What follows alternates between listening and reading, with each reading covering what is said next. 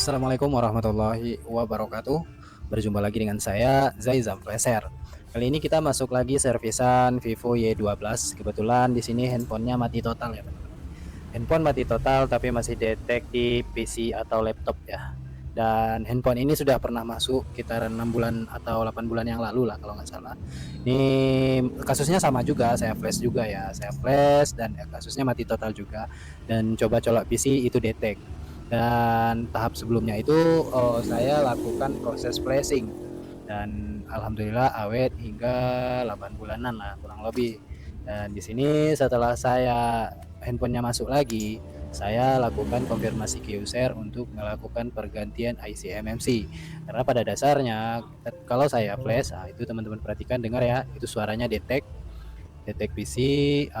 Harusnya handphone ini bisa kita lakukan flash preloader, namun tidak akan bertahan lama ya. Sedangkan sebelumnya itu sekitaran 8 bulanan balik lagi. Dan saya sudah sampaikan kepada user untuk melakukan IC MMC-nya. Dan user pun sepakat dan dia mau. Akhirnya kita putuskan untuk melakukan pergantian pada IC MMC ini. Mudah-mudahan done ya teman-teman. Oke, untuk proses perbaikan ini saya akan buatkan tutorialnya mulai dari awal hingga handphone hidup ya teman-teman. Dan teman-teman simak videonya, pastikan menonton video ini jangan sampai ada momen-momen penting yang terlewatkan. Karena di sini durasi sangat panjang, saya akan potong video ini ke uh, dua bagian ya, dua bagian potongan video. Silahkan teman-teman tonton dan teman-teman simak, mudah-mudahan menambah wawasan juga untuk teman-teman pemula semuanya. Untuk stepnya di sini, yang pertama saya akan siapkan IC MMC pengganti tadinya. Sementara untuk handphonenya belum saya garap sama sekali, saya akan lakukan pengecekan pada IC MMC yang terlebih dahulu, IC MMC penggantinya ya teman-teman. Di sini saya akan gunakan dua box, dan bagi teman-teman yang punya F64 box bisa tonton yang ini ya. Dan nanti setelah saya menggunakan F64 ini, saya akan buat lanjutkan dengan step menggunakan UV box. Oke, untuk menggunakan F64 box kita masukkan terlebih dahulu IC MMC-nya ke box F64. Kemudian kita buka atau kita jalankan aplikasi F64 box-nya. Di sini kita cek IC MMC apakah sudah terbaca atau belum. Ini ada, kita refresh atau kita identify, namun di sini mati ya. Oke, mati. Coba ulangi. Nggak detek ya teman-teman, ini nggak detek. Apakah IC MMC penggantinya ini nggak bagus atau bagaimana? Coba kita ulang colok USB-nya. Kita ulang colok USB-nya. Kita ulang juga untuk login ke F64 box-nya atau kita restart ya teman-teman.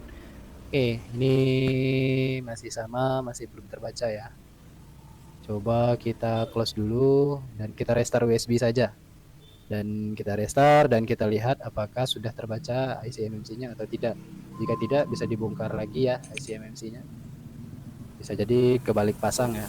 Oke, ini masih mati. Teman-teman perhatikan di sini layar dari F64 box-nya langsung mati ya. Jadi indikasi di sini ada yang nge-ground ini ya teman-teman. Kalau mati seperti ini biasanya ada yang nge-ground. Bisa jadi pinnya ada sisa-sisa timah yang belum terbersihkan sehingga terjadi short ya teman-teman. Oke, itu hati-hati dan usahakan juga tidak terbalik ya. Biasanya kalau terbalik juga sama halnya, dia akan mati seperti tadi. Oke, ini saya coba dibalik dulu dan kita pasangkan lagi ke soketnya. Coba kita refresh atau kita restart dulu ya. Kita restart dulu. Kita buka ulang lah. Dan step di sini saya gunakan dua ya. Dua box. Yang pertama saya eksekusi menggunakan F64 box ini, dan setelah ini nanti akan saya lanjutkan dengan menggunakan UV box. Dan mudah-mudahan mudah teman-teman pahami lah caranya. Di sini saya akan buatkan video prosesnya dari awal hingga selesai ya teman-teman, hingga handphone ini hidup. Mudah-mudahan tidak ada kendala dalam prosesnya dan handphone nota ya teman-teman. Jadi perlu dikonfirmasi juga kepada user untuk resiko seperti ini. Resikonya itu mati total karena pada dasarnya PCB atau komponen-komponen lain di bagian blok CPU itu rawan ya teman-teman. Tetap dikonfirmasi bahwasanya ada resiko mati total ya teman-teman. Jadi perlu itu sampaikan kepada user. Dan alhamdulillah setelah saya kasih pengertian, usernya mau dan siap dengan segala risiko, dan saya lakukan penawaran untuk melakukan pergantian IC MMC. Dan ini coba kita ulang login ke F64 box-nya. Kita jalankan F64 box, kita checklist. Kemudian kita refresh ya teman-teman, tunggu terbaca. Ini kita refresh apakah IC MMC-nya sudah terbaca atau belum. Kita lihat di sini. Ini tidak mati lagi layarnya. Alhamdulillah IC MMC terbaca. Dan ini IC MMC penggantinya masih sehat ya. Ini 0% hingga 10%. Dan ini pada tahap selanjutnya kita bisa mencocokkan preloader. Karena penting dalam mencocok preloader ya teman-teman. Jika preloader tidak cocok, handphone tidak akan hidup ya teman-teman. Jadi penting. Oke, untuk mencocokkan preloader kita bisa buka file scatter atau file flash yang ada scatternya, yang ada preloadernya, dan kemudian kita masukkan ke sini. Kita masuk ke bagian ini di MTK dan kita cek preloader ya teman-teman. Di sini kita akan lakukan pengecekan CID atau apakah MMC ini support dengan Y12 ini KMGD 60018 ya. Coba kita cari preloader Vivo Y12. Nah, ini dia. Ini Y12, kita buka ini file yang redback ya. Coba kita buka dan kita cocokkan di sini. Nah, ini MMC yang support ya teman-teman. Ini bagian MMC yang support dan ini kode-kodenya ya IC MMC yang support.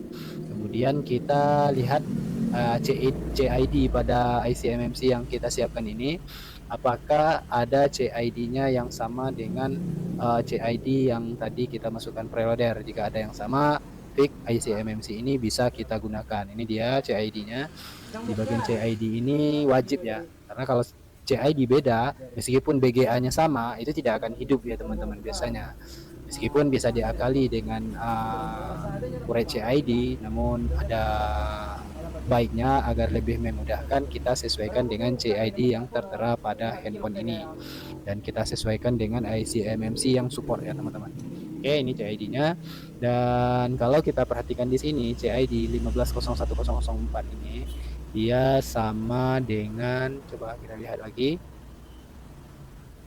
IC MMC Samsung ya. Nah, ini dia. Ini 9629 terakhirnya ini yang saya tandai ini saya akan cocokkan. Ini kalau saya perhatikan hampir sama ya teman-teman. Oke, 9629 belakangnya. Dan ini wajib sama, wajib ada yang support ya. Jadi untuk MMC yang support itu kita untuk pengecekan IC MMC bisa kita masukkan preloader seperti tadi. Oke, nah ini ada yang sama ya. Ini dia sama dengan, dan menandakan bahwa IC MMC ini support dengan Vivo Y12. IC MMC KMGD 60018 6001BM ini support ya teman-teman. Jadi kalau teman-teman beli di toko online bisa cari IC MMC dengan kode ini. Oke, lanjut kita refresh ya. Pada tahap berikutnya kita akan lakukan set MediaTek ya. Karena di sini saya akan lakukan flashing pasang kosongan ya teman-teman. Ini untuk RPMB akan RPMB-nya 00. Ini biasanya akan muncul pengecualian telepon kalau hidup ya. Dan ini kita masuk ke provisioning, kemudian MTK configuration 1 dan kita uretkan. Lalu kita yes. Nah, ini sudah done ya. Ini untuk set MediaTek sudah done, kita refresh. Kita lihat di sini apakah boot configuration-nya sudah berubah menjadi 0x48. Di sini dia kita lihat. Alhamdulillah ya, di sini sudah berubah. Partition config sudah berubah 0x48. Menandai IC MMC ini sudah bisa kita pasangkan, sudah kita set ke MediaTek ya teman-teman. Oke, ini itu tadi caranya menggunakan F64 box dengan set MediaTek ya teman-teman. Oke, lanjut step berikutnya saya akan gunakan UV box. Untuk teman-teman menggunakan UV box, untuk stepnya kurang lebih bisa teman-teman simak step ini yang ini. Jadi ada dua solusi di sini saya kasih. Yang pertama saya menggunakan F64 box, dan yang kedua saya akan eksekusi menggunakan UV box. Oke, ini kita pasangkan terlebih dahulu. Saya menggunakan soket dari IC friend ya teman-teman. Dan kita akan pasangkan nantinya ke UV box. Oke, ini dia soketnya dan MMC-nya sudah saya masukkan. Dan ini harusnya MMC ini sudah bisa saya pasangkan, namun ada baiknya teman-teman pemula yang baru belajar yang ada box UV-nya saja silahkan ditonton video ini. Untuk F64 box, kemudian kita jalankan F64 box-nya. Di sini saya menggunakan aplikasi UV yang versi 1.8 ya teman-teman. Ini kita klik OK dan kita identify. kita identi MMC-nya. Oke, kita pasang dulu soketnya ya teman-teman. Mohon maaf, kita pasang dulu soketnya dan kita identi menggunakan UV box. Coba kita identi, kita pastikan IC MMC terbaca terlebih dahulu. Nah, ini IC MMC sudah terbaca ya teman-teman. IC MMC sudah terbaca dan pertama itu kita reset dulu karena sebelumnya saya sudah melakukan pengisian set MediaTek ya. Ini untuk saya health check, ini saya health check dulu ya, mohon maaf. Ini saya health check dulu untuk health checknya sudah oke. Sebelum kita lakukan, karena statusnya ini sudah saya set MediaTek, saya harus factory reset dulu ya. Saya factory reset dulu ya si MMC-nya ini. Setelah saya factory reset di sini, nah, dia akan seperti ini statusnya ya. Kalau isi MMC pengganti, dia akan 0 kali 00 ya. Boot configuration-nya akan 0 kali 00 seperti ini. Oke, ini kita reset dulu. Kemudian kita FFU seperti tadi, update FFU ini. Nah, factory reset oke. Kemudian kita update FFU. Ya, ini dia pilihannya. Untuk update FFU-nya ini bebas pilih yang manapun bisa ya teman-teman. Bisa pilih salah satu. Ini saya pilih yang paling bawah ini. Coba kita ulangi satu kali lagi, masuk ke sini, dan kita pilih yang paling bawah lalu klik yes. Ini dia proses update IC MMC-nya, proses FFU IC MMC Samsung ya teman-teman. Kalau Skynic itu tidak berlaku seperti ini. Jadi ini berlaku pada IC MMC Samsung saja ya teman-teman. Oke, ini prosesnya lumayan lama juga teman-teman, hingga proses FFU ini selesai. Dan nanti akan ada keterangannya, ada keterangan oke-nya kalau nggak salah ya.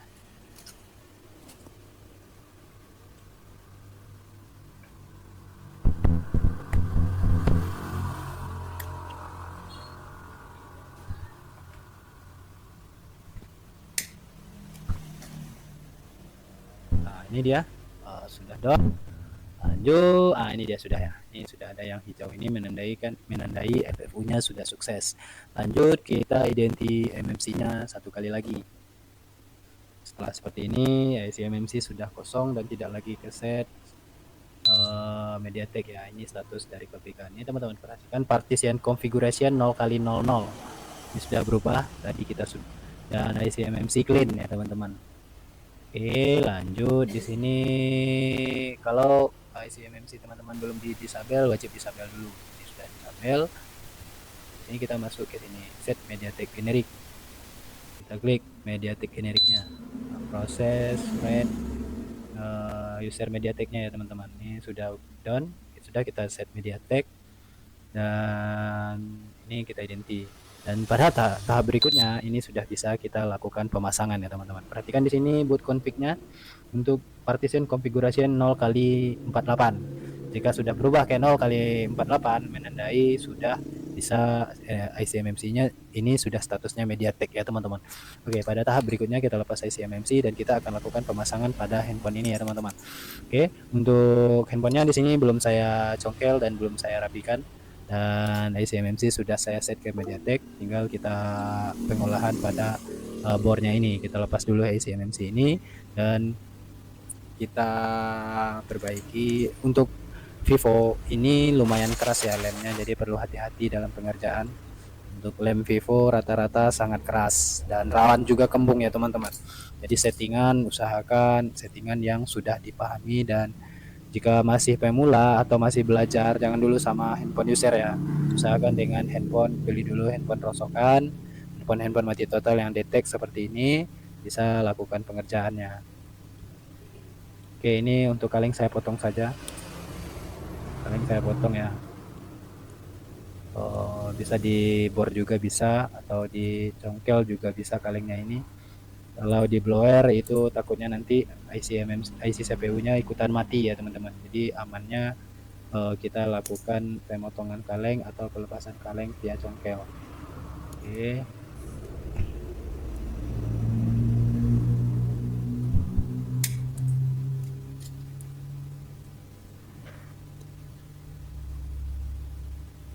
Ini tang potongnya sudah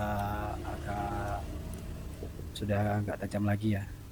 Jadi saya butuh kesabaran di sini dalam proses pemotongan kalengnya.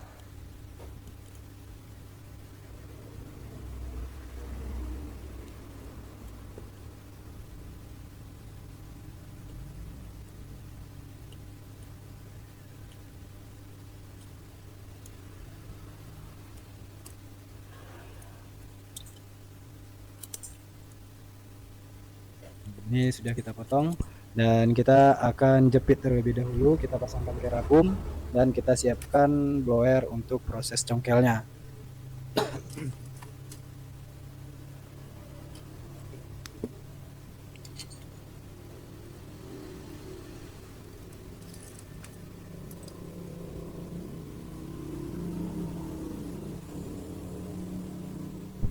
Oke, ini dia sudah kita pasang ke ragum dan kita siapkan blower, panaskan blower di sini untuk proses pembongkaran. Saya set blower saya ke 380, angin di 50. Saya menggunakan blower quick 861 DW ya.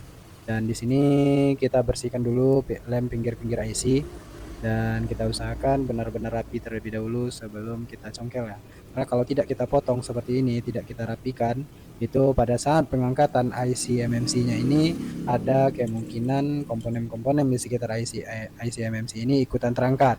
Jadi ada baiknya kita potong dulu pinggir-pinggir IC. Karena rata-rata lem hitam ini sangat keras dan dia nanti akan ikutan terangkat ya kapasitor atau resistor yang ada di sekitar IC MMC. Jadi setelah kita potong, barulah kita siapkan proses untuk pencongkelan.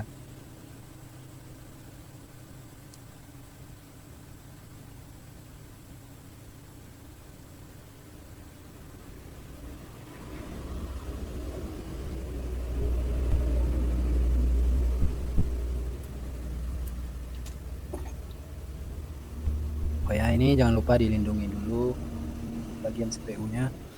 Punya kena panas, ikutan CPU-nya mati ya, atau kaki-kakinya gabung biasanya. Jadi kita amankan dulu. Oke, ini di bagian CPU kita potong juga. Usahakan benar-benar terpotong dengan rapi ya, dan tidak ada lagi lem-lem yang tidak terpotong. Jangan terlalu keras, kalau terlalu keras bisa memotong jalur yang ada di papan PCB-nya. Cukup memotong bagian-bagian lemnya saja ya teman-teman. Oke, untuk tahap selanjutnya kita ini masih ada ya. Ini masih ada untuk pemotongan pinggir-pinggir IC. Saya juga gunakan settingan congkel IC ya, dan yaitu settingan 380, angin 50, blower quick 861 DW. Lanjut proses berikutnya, kita akan melangkah lagi ke proses pengangkatan IC MMC nya ini. Untuk proses pengangkatan itu kita wajib paham dulu settingan angin ya teman-teman. Jadi kalau settingan angin atau settingan panas tidak sesuai atau terlalu lama, itu akan kembung. Ini untuk settingan saya menggunakan settingan 380, angin di 5 ya teman-teman. Jadi kita blower dulu hingga timah dan lem itu melunak, lalu kita congkel secara hati-hati seperti ini. Kita congkel dan kita tarik ya. Alhamdulillah di sini rapi ya. Nah, ini kurang lebih seperti ini prosesnya, dan ini tidak ada pin yang ikutan terangkat. Alhamdulillah aman, kaki-kakinya dan PCB juga aman. Jadi pada proses congkel IC yang berlem seperti ini perlu di panasnya dinaikkan ya teman-teman. Kalau seandainya biasanya teman-teman 350, bisa naikkan settingannya lebih dari itu agar memudahkan proses. Kalau seandainya dia tidak terlalu panas, kita paksa pengangkatan, itu bisa kaki-kaki IC itu ikutan terangkat. Jadi intinya pastikan dia mendidih terlebih dahulu kaki-kaki IC dan dia benar-benar bisa siap untuk diangkat seperti tadi ya teman-teman. Intinya jangan dipaksa. Setelah terlepas seperti ini baru kita bersihkan ya. Ini saya kasih timah cair dulu di bagian pin-pinnya ini, saya solder dulu. Dan saya tidak langsung membersihkan lem hitamnya ya. Saya fokus dulu ke bagian kaki-kaki IC di bornya ini. Biasanya kalau nanti kita potong menggunakan pisau, dia jalurnya ikutan terangkat. Jadi kita usahakan serapi mungkin dulu di bagian kaki-kaki di bornya ini. Kita usahakan benar-benar datar dulu lah, tidak ada lagi timah yang menggumpal ya. Kalau ada timah yang menggumpal nantinya itu akan menyebabkan kaki PCB-nya ikutan terangkat. Oke, setelah seperti ini kita bisa membersihkan lem hitam yang ada di PCB-nya ini. Untuk IC MMC tidak perlu kita olah lagi ya, karena sudah pasti IC MMC ini akan kita ganti.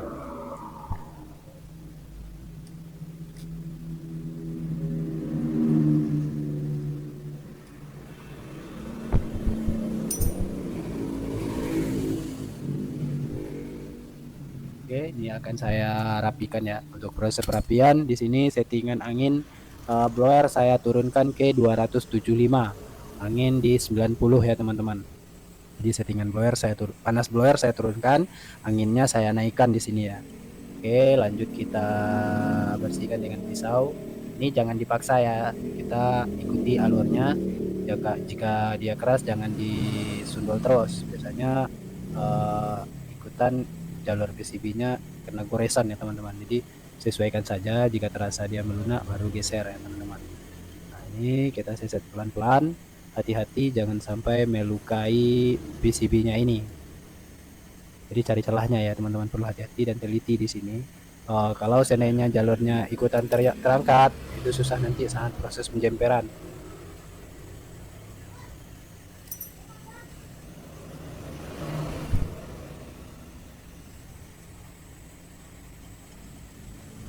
Oke, usahakan lem hitam ini beneran terangkat semuanya, rapi ya, datar dia.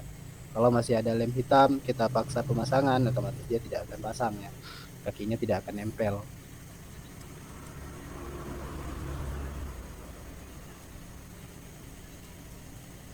Nih, seset saja pelan-pelan, jangan dipaksa. Kita goresi, kita buang lem-lem hitamnya. Kalau terasa keras, di blower lagi. Bila mulai kuliah, Pak? Kuliah dia awal September kayaknya, Pak. Awal September. Iya, Pak. Nanti pulang? Dia cari tanggal akunya kadang cari yang itu, Pak. Kadang Bulan Agustus tuh bulan ada pulang ke sebelah. apa? Ke sebelah di bulan ada pulang.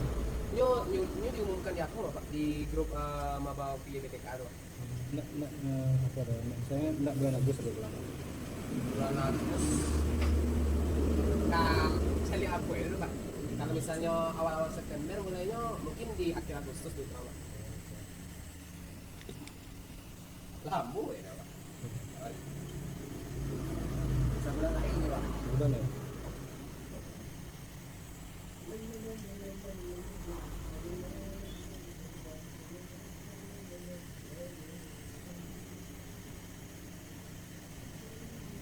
Ini jangan sampai mengenai komponen-komponen yang ada di sekitar IC ya, seperti resistor, kapasitor, itu perlu hati-hati. Kalau kita seset mengenai resistor, takutnya terbang karena tiupan angin blower ya teman-teman. Kalau terbang nanti kita kesusahan saat mencarinya. Kalau kapasitor itu aman lah. Namun beda hal dengan resistor, karena resistor itu ada nilainya ya teman-teman. Jadi usahakan untuk resistor perlu hati-hati. Kalau kapasitor bisa kita abaikan ya teman-teman. Kalau resistor itu tidak bisa kita abaikan sama sekali. Itu wajib kita ganti dengan nilai yang sama. Nah, karena wajib kita ketahui juga fungsi dari resistor itu menghantar arus ya. Kalau kapasitor itu sekedar menstabilkan kelistrikan pada handphone. Jadi kalau ibarat rumah itu resistor itu pintunya, sedangkan kapasitor itu kamarnya. Kalau kamar bisa diabaikan, bisa tanpa kamar ya teman-teman. Jadi kalau resistor tidak ada pintu, dia tidak akan mau ya. Jadi kurang lebih analisa awamnya seperti itu menurut pendapat saya ya teman-teman. Oke, ini usahakan perhatikan komponen-komponen di sekitar IC, sekitar lemnya ini, di pinggir-pinggirnya ini tidak terlalu kita crack di bagian sana. Kita cukup membersihkan di bagian PCB-nya saja, tidak mengenai komponen-komponen di sekitar IC-nya ini.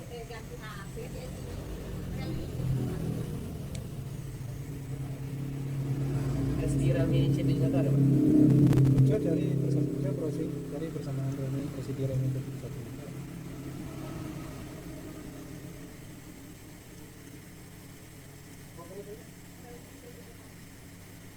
Itu lihat sebelah itu.